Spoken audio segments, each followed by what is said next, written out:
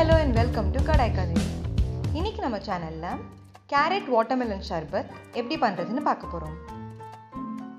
இது பண்றதுக்கு ஒரு பிளெண்டர்ல 1 கப் வாட்டர்மெலன் சின்னதா கட் பண்ணி சேர்த்துக்கோங்க. 2 கேரட் நல்லா தொலியை பீல் பண்ணிட்டு கட் பண்ணி சேர்த்துக்கோங்க. 1/4 கப் தண்ணி, தேவையான அளவு சர்க்கரை.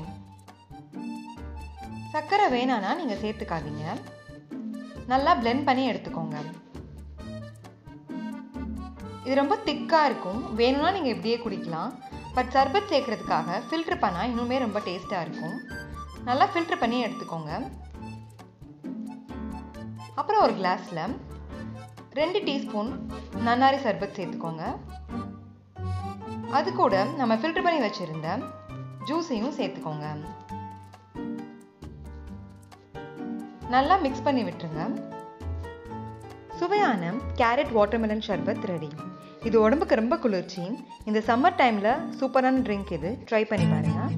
If you like this video, like, share and subscribe to our channel Kadai Kadai.